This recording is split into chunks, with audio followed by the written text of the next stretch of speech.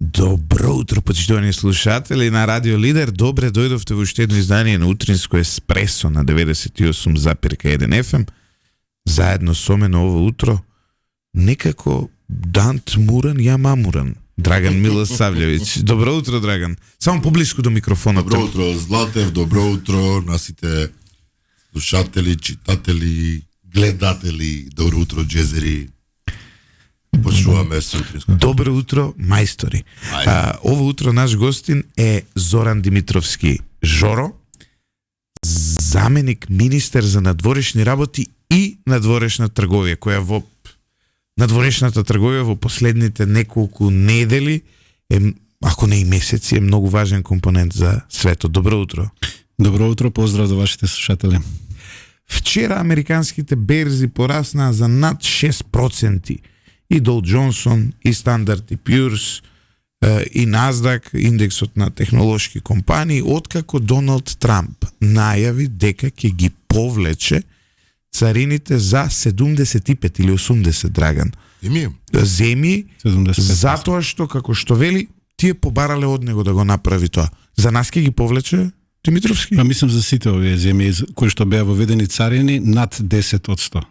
Затоа што имаше еден и ќе ги спушти на 10%. Еден круг на сите значи нема да ги укине, туку ќе ги намали на 10%. Така ја разбравме неговата порака. Барем во наредните 90 дена оставен е период во кој што треба да се преговара со сите овие 70 на земји кои што најавија дека ќе разговараат со администрацијата на Трамп за склучување посебни договори. Ние сме едно од тие земји, јавно и премиерот и министерот за надворешни работи, министерката за финансии изјавија дека ќе преговараме со Соединетите Американски држави. Сега имаше еден крајно безобразен, би рекол, вординг од страна на Доналд Трамп, кој кажа: ми се јавува од сите овие земји и, цитирам, вели, ми го бакнуваа задникот. Македонија му го бакнуваше задникот на Доналд Трамп. Така се однесувавте вие? Да, во вашата емисија можете послободно вака, нели, да се однесувате без оглед. Не е слободно, јас го цитирам, значи не е ова мој избор, тоа е неговиот. Да, има очигледно председателот Трамп има еден понеформален начин на однесување кој што можеби не е вообичаен во дипломатијата, многу се насмеја на ова негова, ако можем така да кажам, за некого досетка, за некого можеби безобразна квалификација на безобразно однесување, меѓутоа суштината е важна.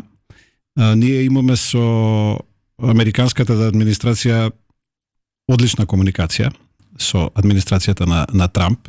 Добро е тоа што уште пред неколку месеци, уште кога буквално знаевме дека ќе дојде до ваков тип на потези од Белата куќа, поставување царени, пред се не заради нас лично, затоа што нашата размена со Соединетите Американски држави е минимална во однос на општата трговска размена, 1,5% од вкупната од 19 милијарди евра на некаде 300 и нешто милиони вкупната размена со Соединетите Американски држави, и таа не влијае буквално, мислам, не влијае толку многу на, но индиректно сме погодени на трговската размена, но преку Европската унија сме навистина погодени, но без оглед ние, бидејќи тоа ни беше познато, уште претходно разговаравме со администрацијата на Трамп, пред се со секретарот за економија и трговија Лутник, опкружувањето на Трамп со Белата куќа администрацијата, за склучување на договор за слободна трговија. Значи ние сме дефинитивно едни од тие кои според Трамп му го бакнувале задникот. Значи не би користел таква реторика, меѓутоа ние уште пред да се донесат овие тарифи или царини, разговаравме веќе со администрацијата на Трамп каква би била нашата трговија во иднина. Значи, без оглед на тоа немавме ни представа какви ќе бидат царините, дали нели Македонија доби условно речено меѓу земјите кои што добија поголем процент на тарифа од 33%. Тоа не ни беше познато, меѓутоа знаевме дека ќе дојде до царини и влеговме во такви преговори уште пред тие да бидат И поставени. добивме 33% влезени во тие преговори. Не, 33% од царините се фактички ние имаме различна методологија на пресметување од една страна, од друга страна не се согласуваат многу податоци. Веројатно тука има влијание, се правеа такви анализи, уште првиот ден ние правевме такви калкулации, и ако немаме големо искуство, зашто допрва почнуваме со надлежностите во надворешната трговија, меѓутоа дел од тимот од економија е веќе префрлен во Министерството за надворешни работи, правевме такви калкулации и излегува дека на крајот некои производи што се извезуваат во Америка во однос на автобусите што ги произведува Ван Хол и така натаму, различна методологија на пресметување, производството кое што е на белгиска, на холандска фирма во Македонија се смета за македонско и така натаму, но без оглед македонско е. Да, постојат, сакам друго да кажам. Странска фирма, ако е произведено во во Македонија според методологијата на Соединетите американски држави, без оглед постојат производи кои што имаат над 60% царина за американски производи во Македонија. И постојат, морам да кажам, постојат акцизи, затоа што во пресметувањето на тарифите кои што Доналд Трамп делено на два по онаа формула извозот или односно како се пресметува дефицитот, делено на два, ние ако имаме 65%, за нас 33%, е врз основа на највисоките, ако можам така да кажам, стапки, да речеме. Меѓутоа тука влегуваат, кога станува збор за Европската унија, се пресметува и ДДВ. Значи Трамп, неговата администрација, односно го пресметувала и ДДВ-то, а некаде и акцизите. Да речеме, имаме акцизи на цигари и алкохол, кои што се над 60-70%. Ќе те прекинам. Ја слушнав таа информација дека ние имаме на одредени продукти кон САД или кон светот општо 60%, го извадив тарифникот на Агенцијата за царински услуги на царини и најдов дека продукт со највисока царина кој се увезува во Македонија е живо јагне, кој има 40% царина. Не видов 60% давачка за ништо. Но во оваа равенка не учествува, тоа се потврди. Не е само царината. Значи сите ограничувања на извозот што имаше, зборуваше господинот Бесент, ако се сеќавате во едно интервју пред неколку дена, дека не се во прашање само царинските бариери кои што се поставуваат. Доналд Трамп еднаш кажа дека секој дефицит за него е царина. И сега оваа равенка, значи, таму се разни субвенции прелевмани, разни значи акцизи кои што се поставуваат на производи. Секоја бариера, ДДВ-то дури во земјите на Европската унија и така натаму. Значи, од тие причини тоа се груби пресметки на администрацијата на Соединетите американски држави, се разбира, со кои што ние не се согласуваме, затоа што имаме различна методологија на пресметување пред се од двете страни, очигледно, и имаме различни податоци што сме ги доставиле до Светската трговска организација. Тие ќе се соочат сега, мислам дека тоа помалку е важно за американската администрација од аспект на земји како Македонија, повеќе е важно за Европската унија и така натаму, но и тие се подготвени да преговарат. Тие податоци и Европската унија има забелешки на пресметката на колку е навистина буџетскиот суфицит на Европската унија во однос на американскиот дефицит како што тие пресметуваат, иако таму има во стотици милиарди се мери тоа. Но без оглед велам, тие податоци ќе се соочат. На крајот, ние уште фактички од почетокот пред воведувањето на царините имавме намера да одиме кон склучување на договор за слободна трговија. Можно е тоа затоа што ние сме потписници на договорот за стабилизација и асоциација со Европската унија, согласно членот 16 од него, ние не смееме на никоја трета страна да ја дадеме подобри услови од условите кои ги даваме на Европската унија. Тоа е согласно договорот за стабилизација и асоциација. Доколку ние имаме договор за слободна трговија со САД, односно имаме 0% царини, ќе биде практично, нема да го испочитуваме членот 16 од договорот за стабилизација и асоциација со ЕУ, а доколку не го испочитуваме тој договор, можете да замислите какви последици би можеле да имаме ние. Па, не, видите, Македонија има навистина, како што споменав пред тоа, многу минорна трговска размена со Соединените Американски држави, што не значи дека таа не треба да се зголемува во иднина, се разбира. Меѓутоа ние сме како континенти оддалечени, од друга страна нема толку силно производство кое што би можело да извезува на американскиот пазар, иако да речеме во делот на услугите тоа може многу да се развива. Например, Србија има далеко поголем извоз во Соединените Американски држави во однос на услуги, не само производи. Значи тука е во секторот, нели, на IT секторот, нели, има многу компании во Србија кои што работат за американскиот пазар, кај нас почнува тоа да се развижува во тој дел. Добро, тоа не се царини. Тоа се онлайн услуги. Без оглед тие, значи не зборувам за тоа, зборувам за трговската размена, нели, што се учествува во трговската размена и какви бариери се поставуваат. Да, IT услугите немаат никакви бариери. Немаме ни ДДВ за нив. Немаме. Апсолутно. Сакам да кажам дека има начин како да се пренасочи трговската размена, односно она што е клучен проблем кај нас изминативе години, иако ние во слободните економски зони учествуваат со голем дел во, нели, бруто домашниот производ. Во слободните економски зони од една страна тоа беше добро затоа што се инвестираше, значи доаѓаа странски инвестиции, но од друга страна тие се насочија единствено кон автомобилската индустрија. И сега во автомобилската индустрија, како што гледате, и пред царините, јас се надевам дека Европската унија ќе склучи некаков договор со Соединените Американски држави во однос на царините, и тие предлагаат слободна трговија за одредени производи. Но велам, во македонскиот дел токму тоа го е идејата на оваа влада да се направи диверсификација на инвестициите, затоа што ако вие ги ставите сите јајца во една корпа, така било во минатото, и ако европската автомобилска индустрија, како што гледаме, не поради американските царини, пред се поради кинеската конкуренција, долго време заостануваше, и веќе Volkswagen, нели, отпушта работници, други германски фабрики, а ние целото производство на овие, нели, резервни делови, друг дел на опрема за автомобилите се произведува во нашите слободни индустријски зони, слободни трговски зони.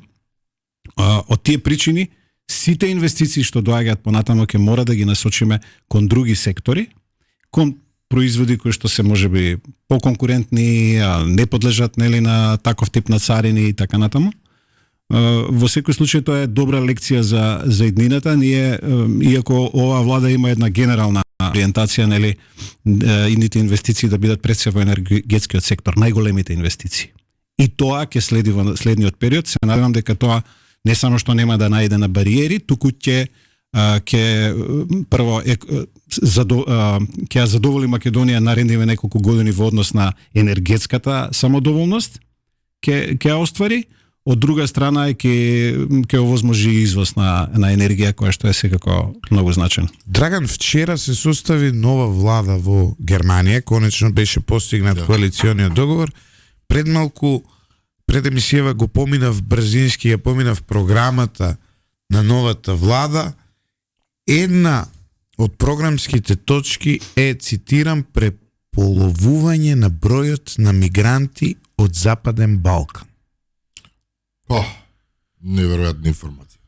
Да. Зашто Германија и не само Германија примаат толку многу мигранти од Блискиот исток, од Африка и така натаму, што навистина спречувањето на балканските мигранти помалку ми звучи. Еве, коалицијата планира и ограничување на регулативата за Западен Балкан, која досега дозволуваше до 50.000 неквалификувани работници годишно да доаѓаат во Германија. Овој број ќе биде преполовен на 25.000. Миграцијската политика е една од клучните теми во земјата заради финансискиот товар врз општините и Министерството за социјала. Како показател, отприлика тоа е тоа. Од 50 на 25.000 од Западен Балкан. Јас мислам дека Западниот Балкан има најмал проблем, ако сме реални, и веројатно АФД може би сме им премногу бели. АФД не случајно за прв пат во историјата е најпопуларна партија во Германија, да не забравиме АФД, случително антиимигрантски расположена. Ама и Западен Балкан мигрантите од Западен Балкан кои се со државјанство ја поддржуваат АФД генерално. Ние сме десничарско. Ние сакаме да ја спасиме Германија од мигранти. Тоа е контрадикторно само на прв поглед, затоа што имигранти поддржуваат антиимигрантска партија, меѓутоа се работи за луѓе кои што се долго време во Германија, кои што ми се чини апсолутно ги прифатиле германските стандарди, норми и поглед на живот и не го сакаат тој нов бран кој што апсолутно се однесува малку по-инаку од тоа што се навикнати луѓето во Германија. Но, заменик министре, би сакал нешто друго да ве прашам. Односно да се вратиме малку назад. Ако може да го искоментираме една реченица само ова со... мислам дека прво тие бројки се мали што ги споменувате, но од друга страна станува збор за неквалификувани работници. Нели? Затоа што не важи тоа за доктори. Тие сака не само доктори, туку било која професија од IT секторот и така натаму, професионалци. Од друга страна, мислам дека таа мерка и не е лоша за нас. Доколку навистина се реализира, затоа што и кај нас фали неквалификувана работна сила. Вие денес, нели, сите се сочуваме секојдневно дека немаме занаетчи, дека немаме и она неквалификувана работна сила која што ни треба. Тоа е видливо, Тоа е видливо во секојдневието, така што доколку дојде до некакво ограничување на имигранти од Балканот, тоа ќе им помогне на нашите економии, на балканските економии. Затоа што и ние треба да увезуваме работна сила. Гледате веќе дека немаме во секторот на услуги, во секторот на угостителство и така натаму, веќе вработуваме од Непал и од Индија. Од Индија до Филипини доаѓаат, веќе во некои хотели во Македонија. Што не значи дека ние не сме земја која што не сака да посака добре дојде на странски работници, се разбира во рамките на сите стандарди, меѓутоа добро е да имаме и наша работна сила, да не ни одат нели младите во Европа и во светот. Да се вратам назад само малку на ова што го зборувавме на почетокот.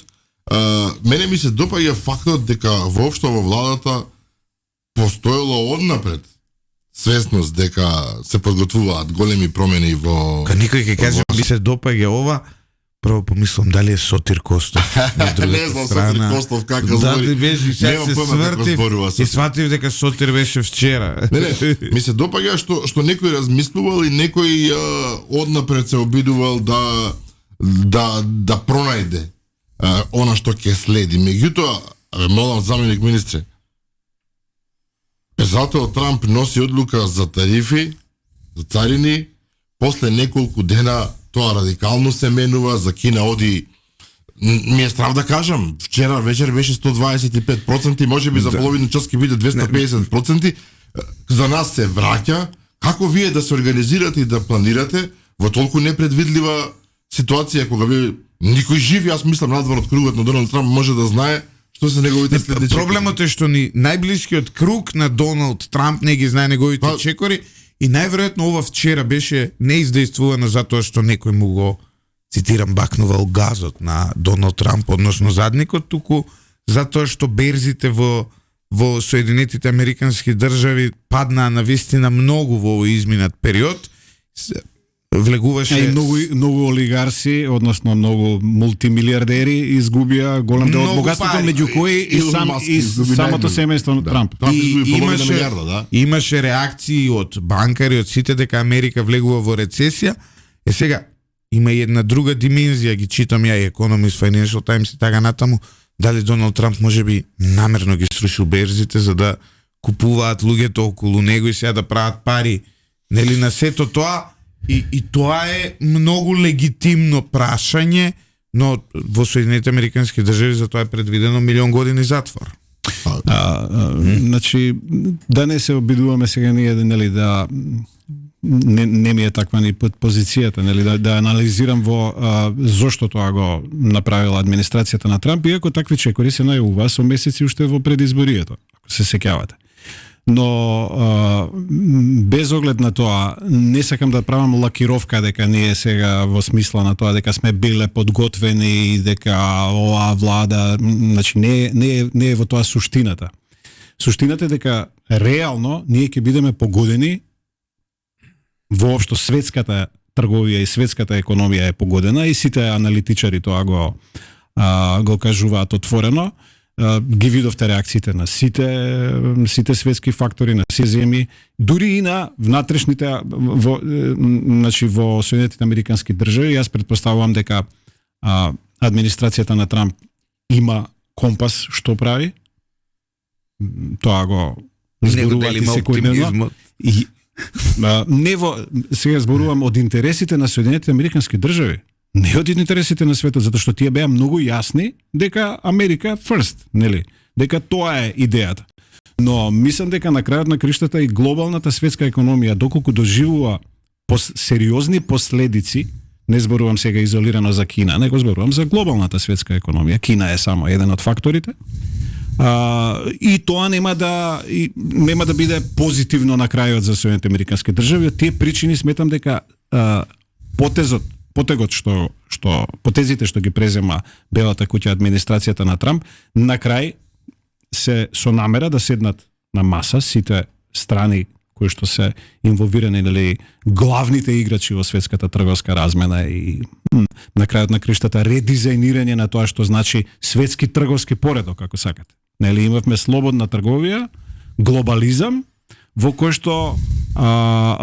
што Америка на крајот излезе со покуса некаква, иако огромен дел од својот развој Америка го должи на благодарение на глобализмот и во трговијата, но на крајот последниве години излезе дека поради огромниот технолошки развој на Кина и така натаму, дека е на некој начин губитник, па дури и во однос на овие пријатели од Европа, како што вели Трамп, со кои што исто така, иако сме сојузници, воени, политички и така натаму, во трговската размена Америка е на некој начин искористувана.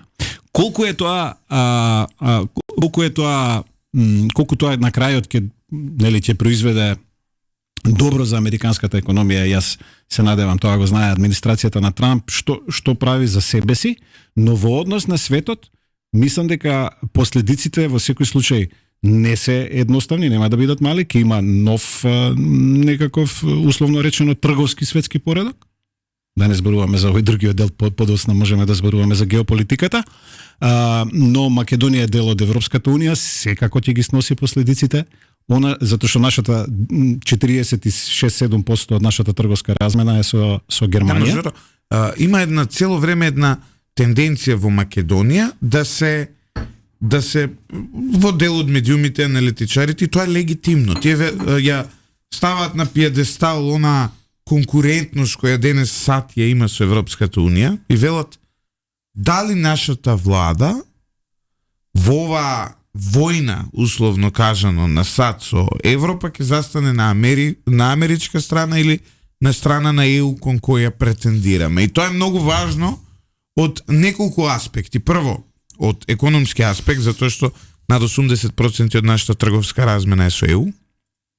А од вториот аспект, од кој е важен, е политичкиот аспект, односно дали ние разочарани од ова што ни се случува со европската интеграција, можеби ќе сакаме да бидеме поблиски со САД од што со ЕУ, особено затоа што ние имаме традиција, нели, САД овде да ни руши влади, да ни поставува влади, да биде американскиот амбасадор помоќен и од председателот на државата, и тоа него ни криеме де факто. Сега може ќе ми се наљутат од американска амбасада, но ние сме виделе огромно мешање во внатрешните политики од нивна страна во изминатиот период. Па дали е поприродно ние да бидеме поблиски со САД од со ЕУ во оваа состојба? Прашањето е умесно, меѓутоа тоа тргнува од предпоставката дека САД и Европската унија ќе се конфронтираат во иднина. Па еве сега ги гледаме. Чим стигна до задници Моабетов?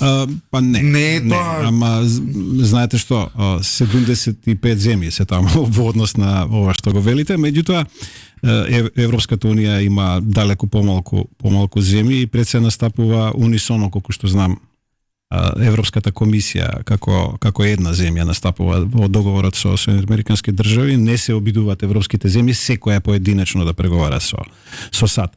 Но без оглед на тоа велам, ова прашање тргнува од предпоставката дека Европа и САД ќе бидат на различни страни. Јас не верувам дека тоа ќе се случи прво, не само како моја лична теза, туку едноставно мислам дека и потезите владата што ги презема се во насока да, зошто Соединетите Американски држави? Ако сакате од геополитички аспект. Соединетите Американски држави се според мене единствениот или најголемиот гарант на мирот на Балканот. Ние сме дел во многу невралгично подрачје. Едно е да живеете во подрачје како што се нели земјите членки на Европската унија или на истокот делумно од Европа. Сосема друго е да бидете на западниот Балкан. 90-тите години војните на Балканот на некој начин ги спречи, односно ги менаџираше и на крај случувањето на мирот дојде благодарение на ангажирањето на Соединетите Американски држави, не на Европа. Европа не умееше да се снајде со војните на Балканот. Гарант на мирот на Балканот остануваат Соединетите Американски држави. Евентуално нивно повлекување условно речено. Сега не зборувам затоа што на Балканот тие имаат на Косово има еден контингент од неколку илјади војници американски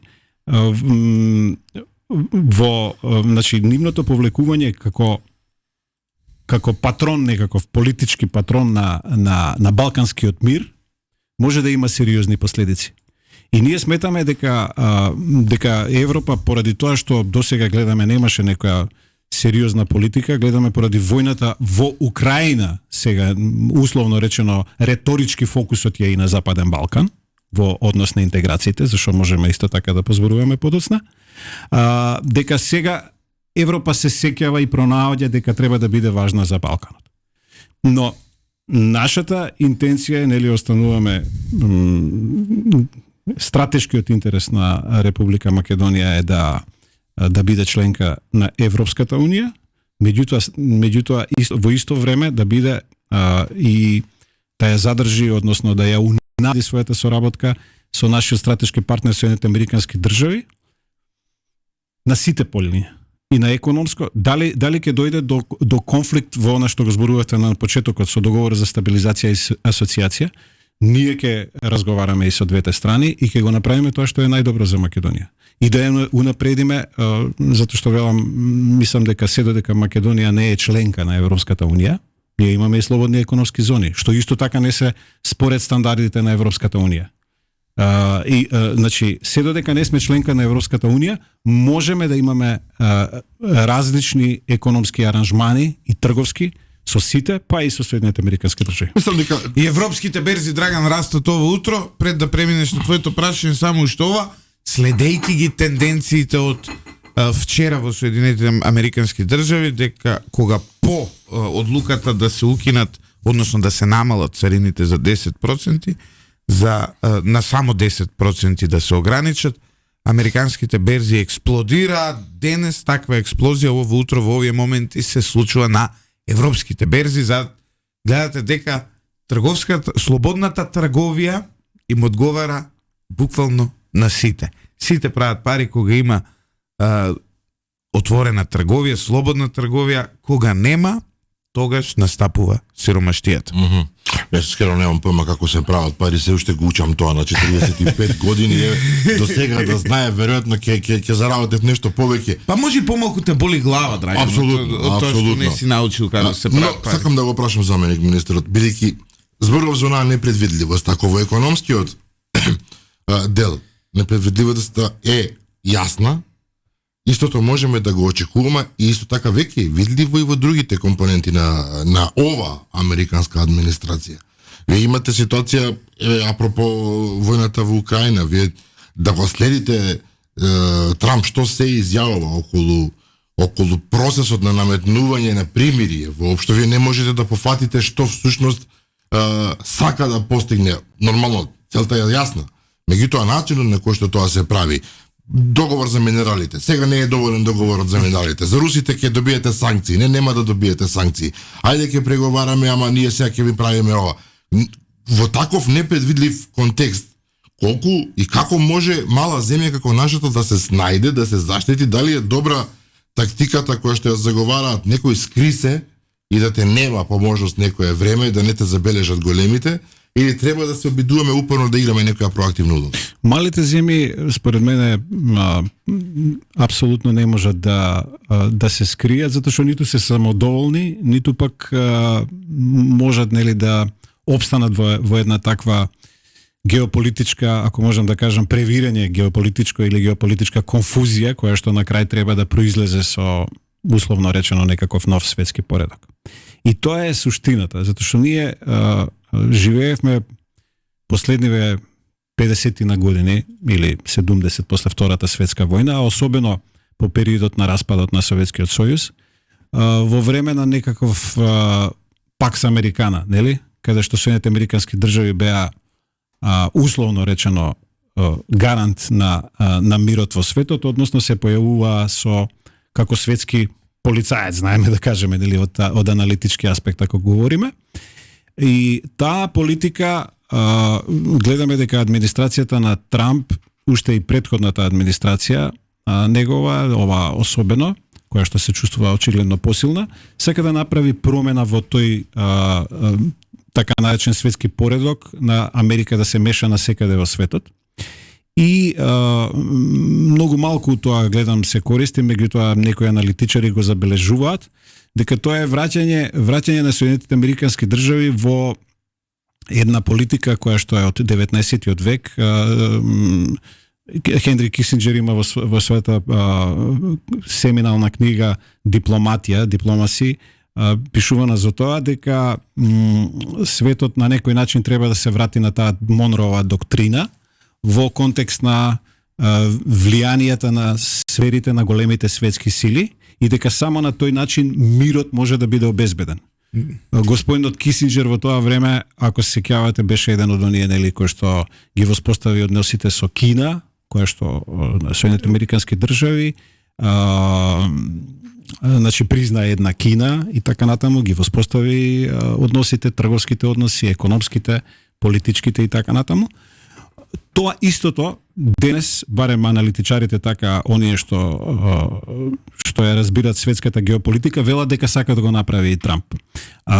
Светски мир е можен според таа доктрина единствено ако имате големите сили да имаат собствено влијание во дворот околу себе и ако се договараат за некакви основни начела како економски ќе соработуваат, како трговски ќе соработуваат и така натаму. Да, но дали ова говори за дефицитот на лидерство во Европа?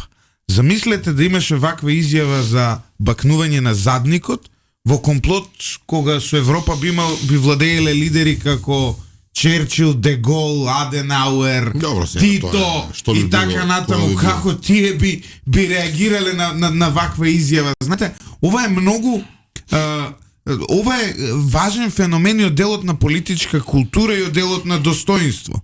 Кога некој се однесува со ова звака, вие прво што размислувате е чекајте, како ние да воопшто да седнеме со овој човек, да разговараме подоцна. Знаете, не се работи за седнување на маса со еден човек. Се работи за Соединените американски држави кои што се светска сила број 1. Сега зборувам од каков сакате аспект, нели? Воен, политички, влијание во геополитиката и така натаму, но суштината е кои се опциите релевантни на Европа.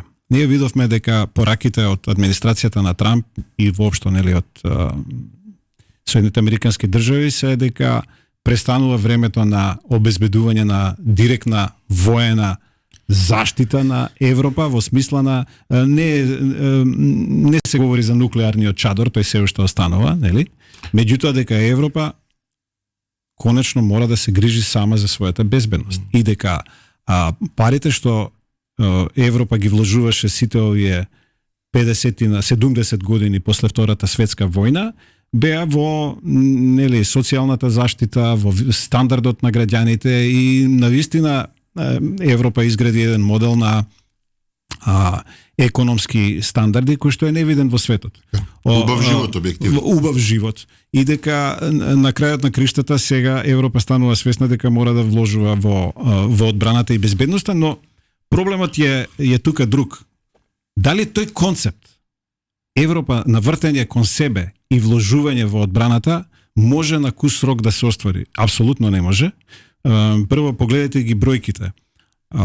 Донесена е одлука 800 милиарди евра во наредните неколку години да се вложат во одбраната, од кои 150 Европската комисија ќе се задолжи, а другото земјите членки. Многу тешко ќе биде тоа за одредени членки. Меѓутоа, тоа е цифра која што во Соединетите Американски држави многу дури и поголема цифра од ова, 900 милиарди е сега буџетот на Пентагон, нешто. Сега ќе премине 1 милиарда. Ќе премине 1 милиарда. 1000 милиарди, билион. Тоа е на трилион. Фактички за една година. Со други зборови, тој јас кој што се создава меѓу воената сила на Соединетите Американски држави и другите земји, особено Европа, она што смета да го прави, европските армии, знаете во каква состојба се. Имаше анализи во изминатиот период. Америка, што? Апсолутно не се работи, не дали некој ќе го брани. Каква е? Немој да не браниш. Ние сме дел од Европа. Не треба да има дилеми за тоа и нашата интенција да станеме земја членка на Европската унија. Меѓутоа, сега не зборувам за овие бариери кои што ги имаме на тој пат, но Европската унија во моментов треба навистина да се преиспита каков концепт има намера да прави во иднина. Зошто го велам ова? Имавме пред неколку дена во Љубљана на комесарката за проширување господјата Марта Кос еден многу индикативен настап во кој што кажа дека ќе се соочиме многу брзо дека и Канада ќе аплицира за членство во Европската унија. Да. И сега пазете, на прашање од публиката или од некој од соговорниците нејзини, ама значи ова не е Евровизија.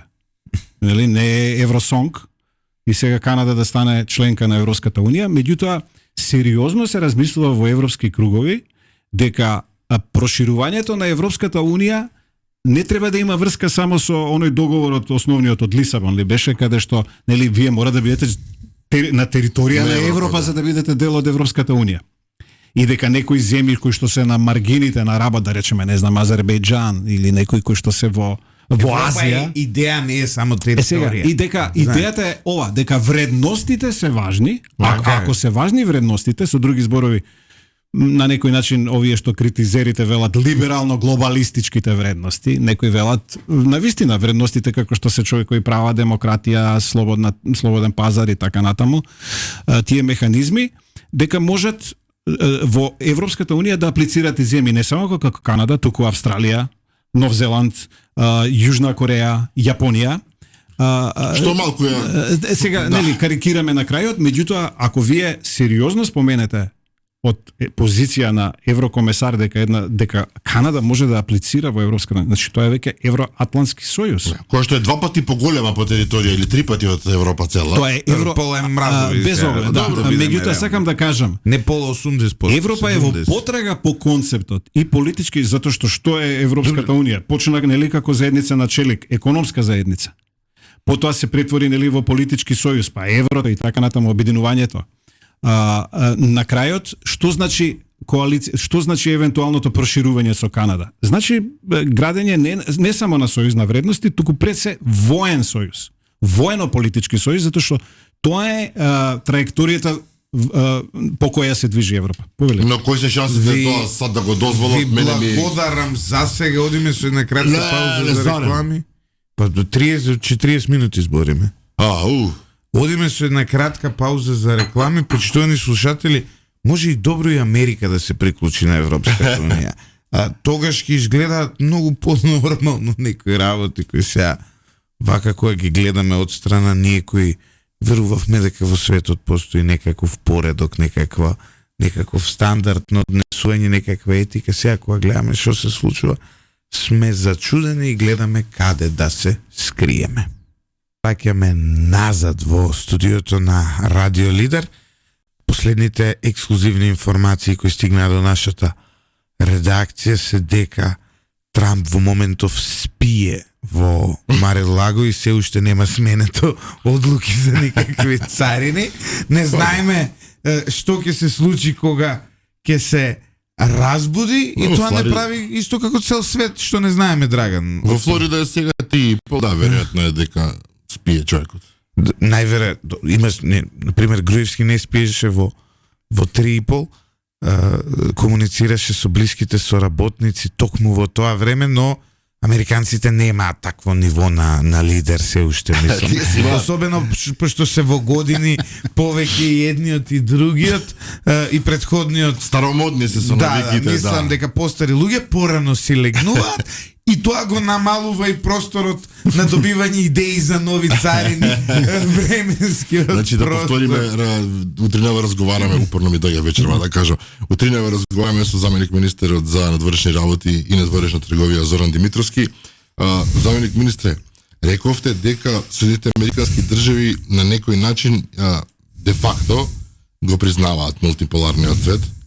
Односно самиот рековте дека и за нив логиката дека една голема сила би требало да го држи, да го чува, да го менаџира својот, условно кажано, дел од светот.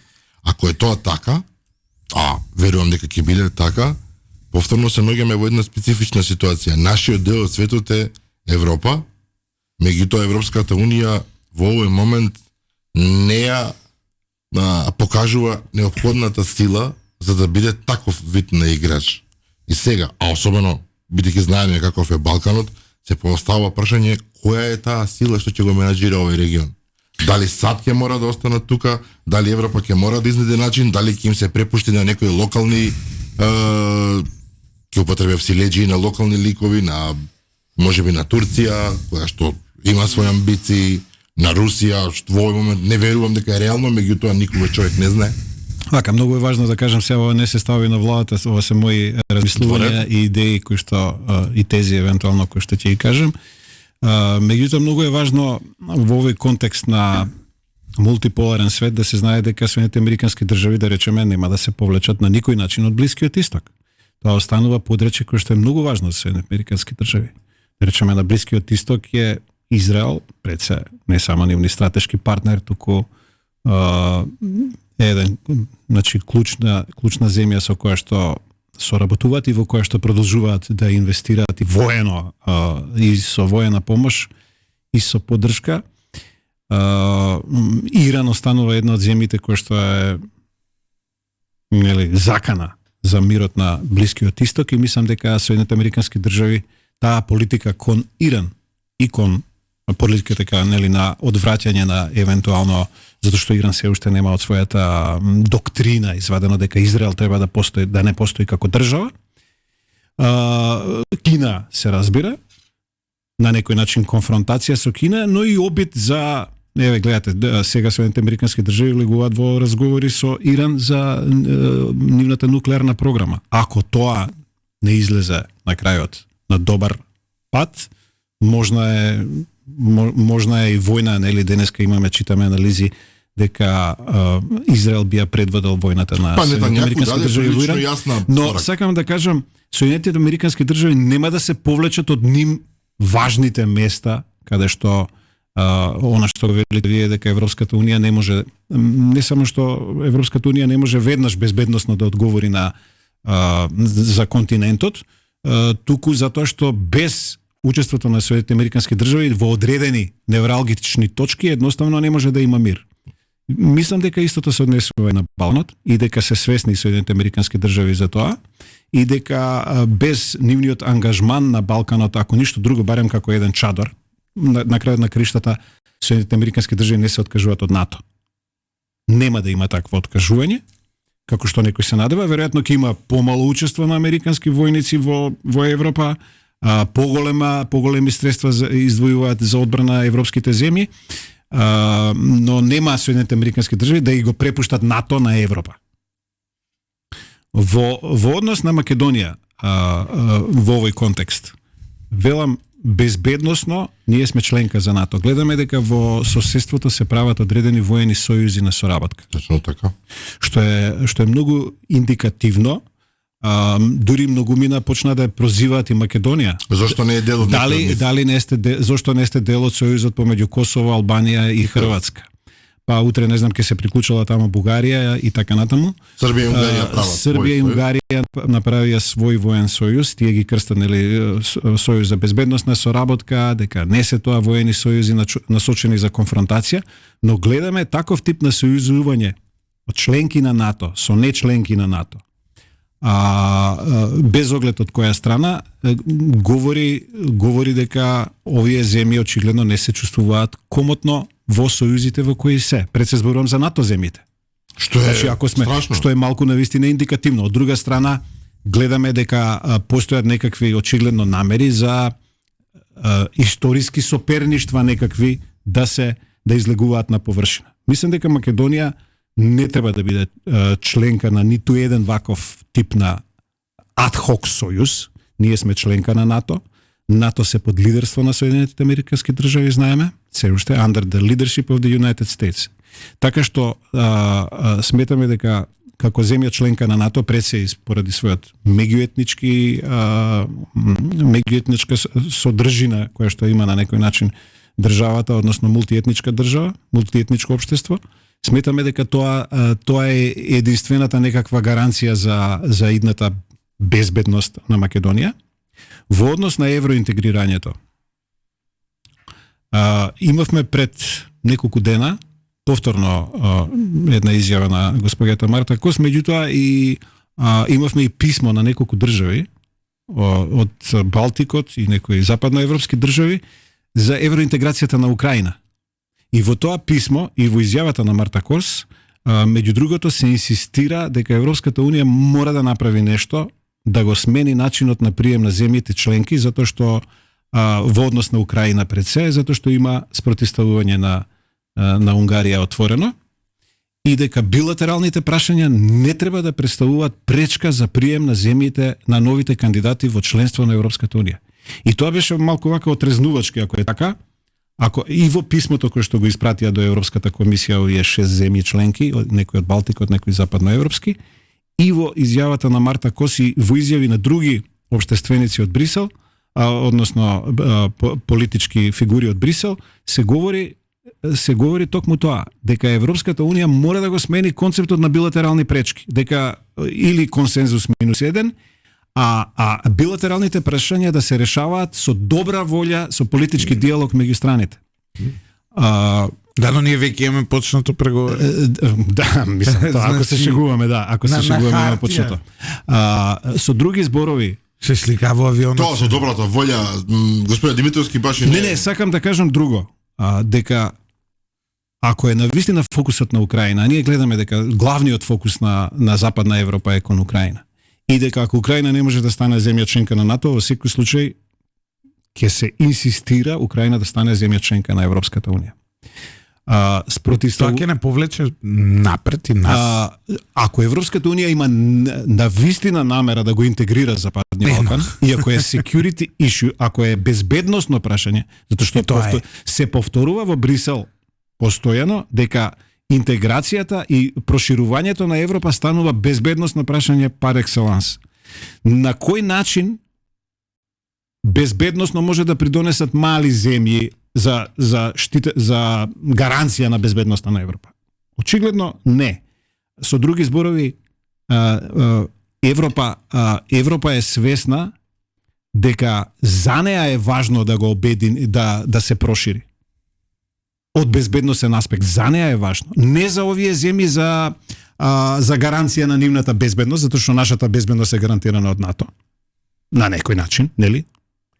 Но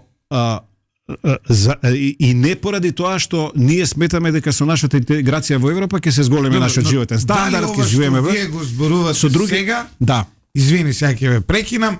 Дали ова што вие го зборувате сега, дека сега со Украина ќе ни отвори нас шанси и така? Не, јас не велам дека ова е перспектива дека ќе се случи. Јас велам дека ова е нужност да се случи. Добро. Не дека тоа ни го нудат. Е само алиби од ваша страна, како представник нели на владата на Македонија, затоа што година ден уште малце ќе поминат, а вие не успеавте да ги убедите нели во Европската комисија, не успеавте да ја убедите и Бугарија да се промени таа преговарачка рамка. Со кое што практично за да продолжиме во преговорите, ние ќе мора да ги ставиме бугарите во уставот. Најава беше дека ќе ги убедите тоа да се смени, година дена ние не гледаме резултат.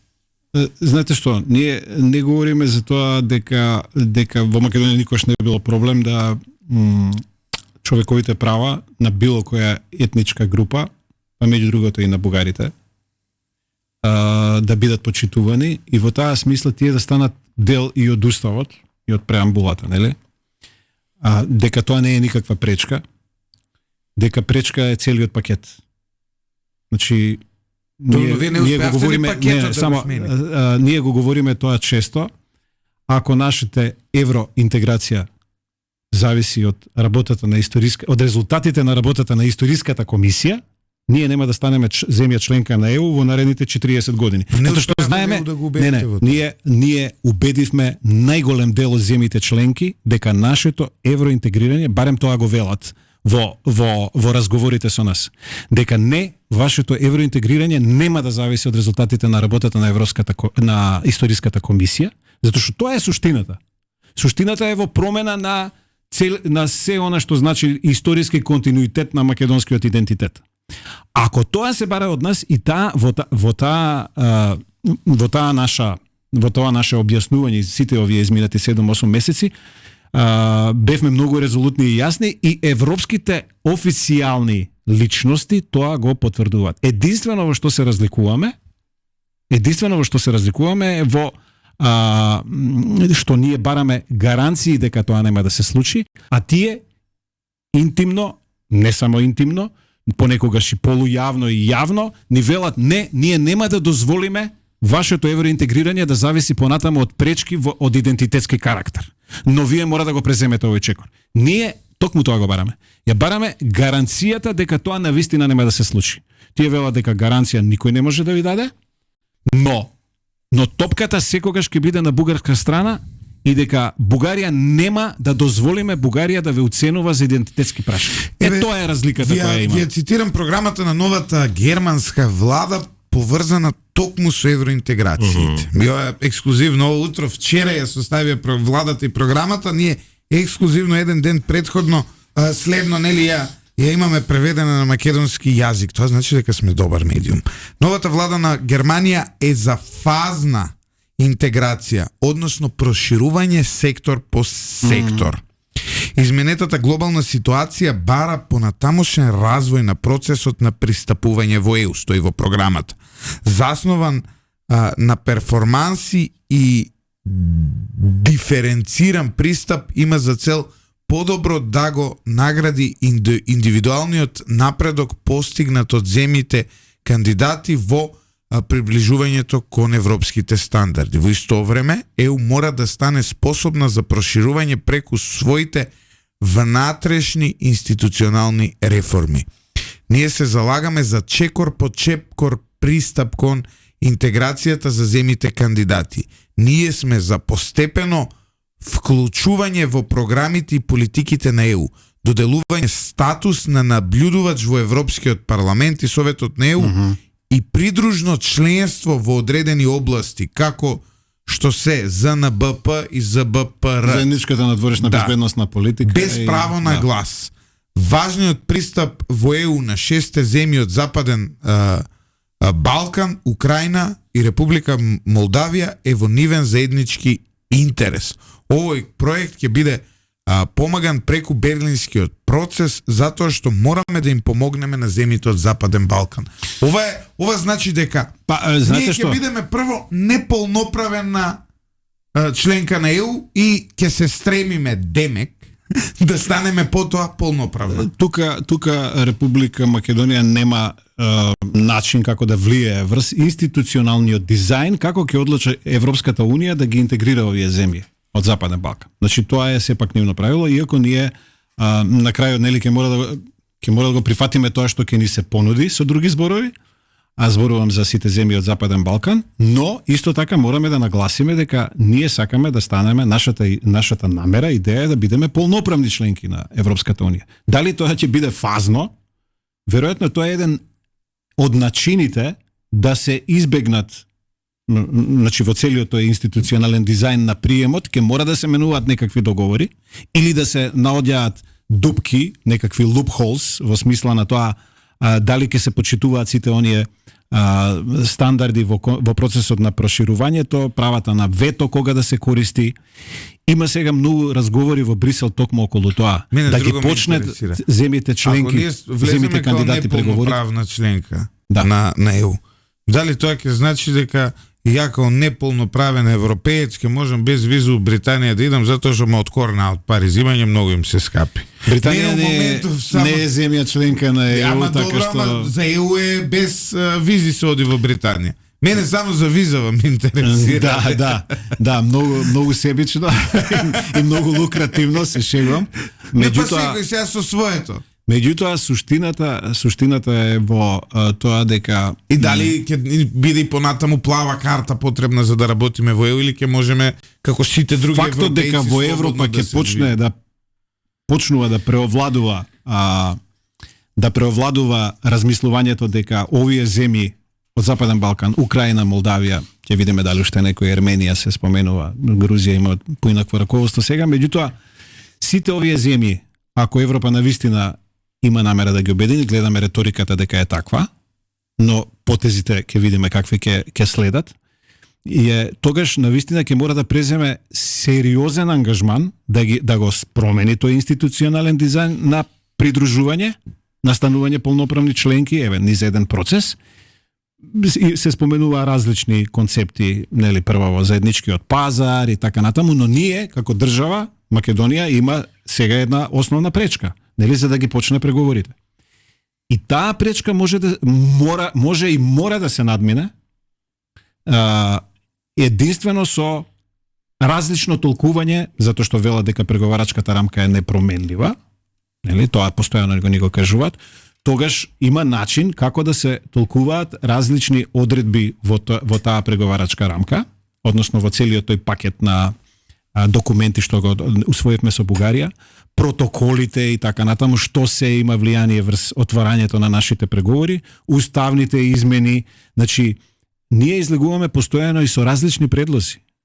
Не е само официјалниот предлог за одложено членство. Има и други начини како може да се откочат преговорите и тие многу сериозно се разгледуваат од Брисел. Има и сериозен ангажман и на германската и на француската дипломатија за да се откочи процесот. Се разбира, не може да се дадат никакви ветувања затоа што и другата страна треба да учествува во тоа, но јас се надевам, иако ако овој политички период сега нареден не спречи некакви изборни процеси и така натаму, дека може да се дојде до решение.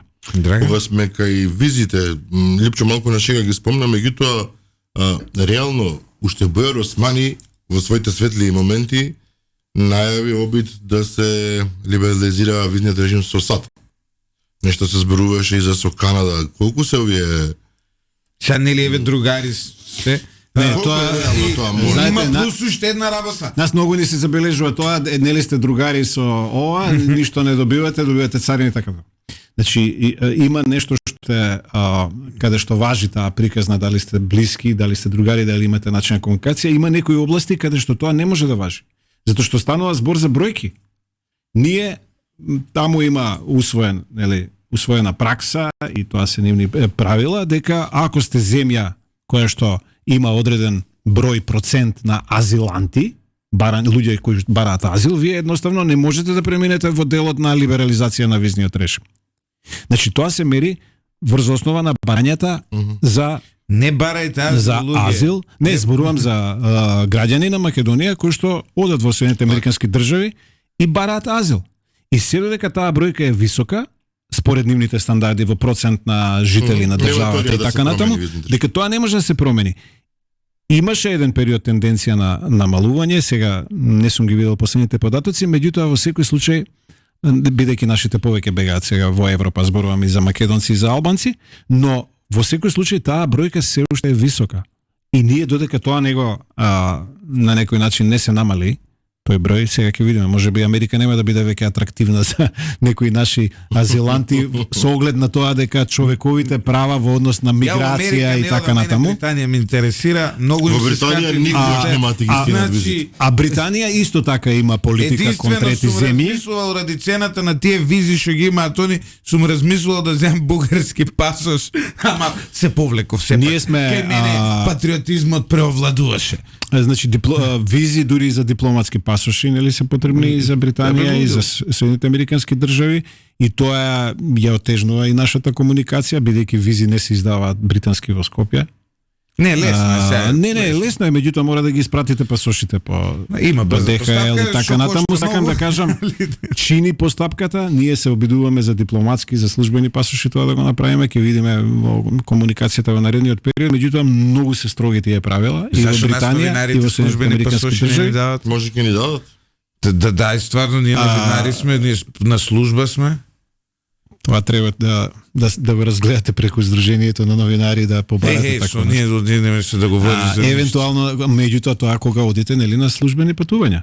Станува збор за тоа, за професионални службени патувања. Ама новинар си сегдети, кај да отидеш си новинар. Да. Секое патување у Грчка кога идам на море, ја тоа го доживувам како службено патување, затоа што од кај да знам кој политичар ќе дое со скапа кола, у скапа вила, ја нема да го сликам. Од друга страна, секој новинар е потенцијален емигрант со оглед на платите, така што генерално, добро, има тука повеќе димензии, да. Но Димитровски, ова е добро, нели, доколку ние станеме неполноправна членка, иако премиерот Мицкоски овде кога беше последен пат му го постави ова прашање, затоа што за ова се говори подолго време, тој рече дека не би сакал Македонија да биде неполноправна. Ама апсолутно, нашиот став е дека ние сакаме да бидеме полноправна членка. Меѓутоа велам, ако некаков концепт се понуди за Западен Балкан на фазно за членување, и ако тој води до полноправно членство, се разбира, не можеме нели да го одбиеме. Ние дури сега прифаќаме она што ни се нуди од Европската унија, гледаме дека сме закочени во процесот. Да. Но мораме на некој начин активно да учествуваме и да се надеваме дека ќе се откочи тој процес. И активно учествуваме навистина и со нудење на предлози и решенија на билатералниот спор кој што го имаме со Софија, па и со Европската унија.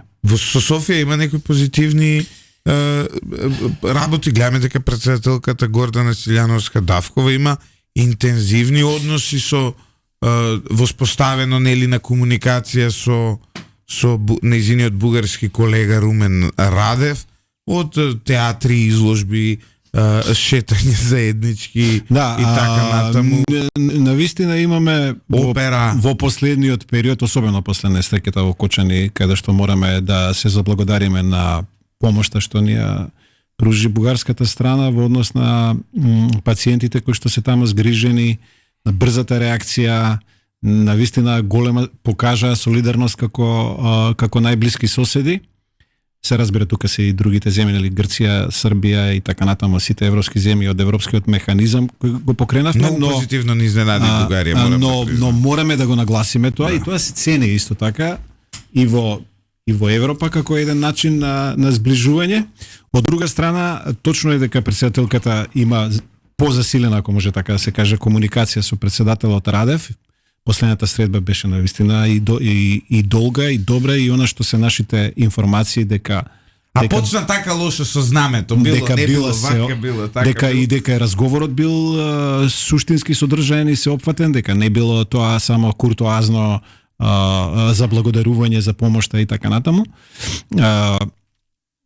Јас сега ќе одам во Софија на една фактички конференција која што ја организира една либерална невладена организација на Илхан Чучук, кој беше порано известител за Македонија во Европскиот парламент. Ќе треба да биде тamo присутна и господјата Марта Кос, комесарката за проширување. Се надевам дека и од бугарска страна ќе има представници. Во секој случај овие прашања ние ги комуницираме. Бугарскиот амбасадор во Скопје е доста активен во таа смисла, разговараме. Прашањата ги комуницираме, се обидуваме и со помош на нашите пријатели пред се зборувам и за, бидејќи Европа е најмногу заинтересирана, се разбира и Соединените американски држави, но повеќе Европа заинтересирана за надминување на спорот. Тие се, велам, резолутни во тоа дека ние треба да ги спроведеме уставните измени. Тоа е факт. Но сакаат да помогнат во процесот на имплементација да дојде до политички диалог од двете страни, олеснување на тој процес на некој начин. Со бугарската страна гледаме дека освен средбите на госпоѓата Давка Василјановска. Знаете ли зашто се насмеам? Да. За Илхан Кјучук, еднаш кој работи в Усител, погрешка го кажав Илхан Кјутук. И сега кога да го спомне некој името, ми доаѓа да се насмеам на тој мој страшен гаф, кој може и малициозно да... Сакам да кажам дека сме немале навистина посериозна размена на високи посети на официјално ниво, но теренот за тоа треба да се подготви. И мислите дека Силјановска прави добро со ова што интензивно комуницира? Мислам дека е одлично, затоа што навистина треба да има и комуникација на високо политичко ниво. Ние разговараме нели за коридорот 8. За жал видовме од бугарска страна дел од инвестициите ќе бидат насочени на други пруги и патишта во однос на вложувањето на средства, но се надевам дека во наредниот период нема да се откажат од тоа и дека ќе го засилиме диалогот во тој правец, затоа што поврзувањето е многу значајно за економскиот развој на двете страни. А во контекст на политичкиот диалог тој веќе се одвива, повеќе се одвива, велам, условно речено, со посредници за затворени врати. Јас се надевам во идниот период дека ќе имаме и поинтензивен политичкиот диалог и на повисоко ниво и дека доколку се разбира двете страни покажат волја, односно пред се бугарската страна во однос на нашите забелешки, мислам дека може да се изнајде решение. Само треба да има политичка волја. Драган, нешто за крај да го прашаме го... Еве, уште едно прашање што сигурно сите ги интересира. Диаспората, зборувавме малку пред емисијата, диаспората вечно ја критикуваме за се и се што, најчесто дека не даваат динар за Македонија, на колку ние вложуваме во нашата диаспора? Шо ќе вложуваме ние во диаспора? Не, ние за нас немаме пари, ќе не мислам во пари, Златев. Жити се уште во текст во комуникација, мислам во начин за соработка, привлекување да дојдат дома. Во текст сме на изработка на нова стратегија, затоа што претходната 5-годишна стратегија за диаспора фактички. Значи, кога зборуваме за диаспора, имаме два елемента тука. Едно е нашето македонско национално малцинство во соседството, да. И друго е она што го имаме. Зошто албанците од како Македонија кои живеат у странство, ние не ги перцепираме како диаспора? Апсолутно ги перцепираме. Како не, зашто? И многу активно. Има еден што технички, што можам да кажам понекогаш и етничко-политички проблем, затоа што албанците во диаспората се организирани во организации на сите албанци. Се албански, значи и од Косово и од Албанија. Не се организирани во организации кои што се на македонските, да речеме, албанци. Тоа малку ги отежнува нашата комуникација од аспект на тоа дека нели тоа се граѓани односно албанци кои што потегнуваат од Албанија, да речеме, или од Косово. Они би требало да бидат и во обединета македонска диаспора и во светски македонски конгрес, затоа што сепак доаѓаат од Македонија. Апсолутно говорам за тоа, да, тоа е што се однесува до Соединените американски држави, каде што е организацијата обединета. Меѓутоа тоа е нивниот концепт етнички, но комуникацијата се одвива затоа што, да речеме, еве ние помагаме, односно сакаме во тој правец ја насочуваме нашата помош за изучување на мајчиниот јазик. И сега ако се изучува мајчин македонски јазик, нели имаме во странство професори кои што ги плаќаме во одредени земји каде што живеат македонци, го засилуваме во последно време тоа. Еве имаме, да речеме, потреба во Малта има 4.500 македонци. Децата, нивните деца, нели, меѓу другото сакаат да учат и македонски јазик, односно родителите повеќе инсистираат и тоа мора да го обезбедиме со плаќање на наставник таму. Имаме помош од почесниот конзул, простории некакви ни обезбеди. Но ние мора да обезбедиме за нив бесплатно изучување на македонскиот јазик, затоа што учат англиски, потоа ќе го заборават, нели? Во други овие земји каде што имаме македонци, Словенија, Хрватска, Германија и така натаму, Швајцарија, имаме професори кои што ги плаќаме. Сега се појавува, нели, потребата за изучување на албански јазик на деца кои што се на наши албанци. Тие повеќе тоа го организираат и во своите средини. Има некои градови низ светот, општините им плаќаат да изучуваат на малцинствата на мајчин јазик, но некаде самите се организираат. Таа комуникација, велам, се оттежнува на начин што вие се треба да издвојувате средства и за некои граѓани што не се албанци, да речеме, што не се од Македонија. И тука мислам дека во иднина и тие проблеми можат да се надминат, но во секој случај во контекст на помошта на диаспората во изминато и она што значи македонско национално малцинство во соседството, во минатото многу повеќе сме правеле. Да речеме во претходната влада на господинот Груевски, без оглед што мислиме, нели, за нивните перформанси и така натаму, во тој период се издвојувале 300.000 евра во однос на помош за проекти на нашата диаспора во пред се во соседството македонците и во некои земји од поранешна Југославија, нивни проекти. Министерството сега располага со 50.000 евра годишно за такви проекти.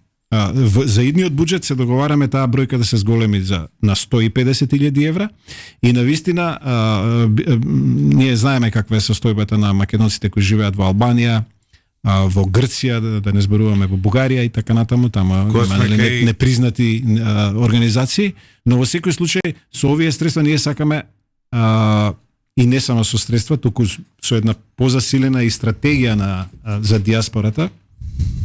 Сега зборувам за овој дел од македонското национално малцинство, кој што живее во соседството, да навистина им овозможиме повеќе да го сочуваат својот идентитет и да ги развиваат своите идентитетски особености. Димитровски, ти благодарам за ова одлично интервју ово утро. Тука негде завршуваме. Драган, да завршиме со еден шокантен факт. Димитровски зборуваше за описменување на македонците во диаспора. Сега еден скандалозен факт. 7 години, 2600 примероци од правописот на македонскиот јазик, книга, нели, скапувале буквално во магазинот на НУП, како беше, Народна универзитетска библиотека. Замислете, 7 години на никој не му текнало да ги извади овие примероци и дали да ги подели, дали да ги... Илјадници примероци книги од времето на проектите кои што повторно велам во владата на ВМРО ДПМН во минатиот мандат, кои што се испечатени, не само преводи на странска литература, многу книги на македонска литература. Еве во Министерството за надворешни работи пред некој ден долу во магазините, бидејќи има книги кои што некои ќе почнат веќе да скапуваат, буквално дојдовме до состојба да ги делиме, значи кој сака да се земе книга, да си унесе книга, сакаме дел од книгите ако треба, нели, ако има таква потреба да ги подариме, нели, на некои наши организации, па дури еве и на овие што се иселеници во странство, на нашите македонци, затоа што имаме еден однос кој што, нели, тогаш се критикуваше дека лоши биле преводите на таа странска литература и така натаму. Во секој случај имаме книги, навистина боли глава по многу институции. Тогаш беа задолжени сите министерства и институции да откупуваат дел од книгите. И во многу магазини, по различни институции во Македонија леже такво богатство. Дел од тоа веќе почна да го процесираат министри и директори, меѓутоа на крајот мораме Тоа е доказ дека да го употребиме. Не може да ја подобрите културата. Македонија важи за една од државите во светот со најмала читачка култура. Тука треба многу да се работи, а очигледно дека полека светот владеат луѓе кои книга не отвориле. Почитувани слушатели, останете со 98,1 FM. Се гледаме повторно утре, каде што тема на нашиот разговор ќе биде малку различно од дневна политика, ќе зборуваме за осигурување. Односно, како да се олесни животот и како и институциите и системот подобро да функционираат преку осигурувањето. За потсетување, објектот кој изгоре во Кошани не бил осигуран. Многу од компаниите, кафичите, рестораните не се осигурани. Дали со осигурувањето може вие кога купувате билет да влезете негде и практично и вие да сте осигуран. На ова и на многу други. Зошто ние сме ова е прашање за Министерството за надворешни работи, но прво утре да го проанализираме. Зошто ние сме една од трите земји покрај Албанија, Молдавија и Косово, ако не се лажам, кои се уште имаат зелен картон кога излегувате надвор од државата. Ова се многу значајни прашања кои ќе ги отвориме утре. До тогаш уживајте со најдобрата музика на радио на FM 98.1 и читајте Lider.mk.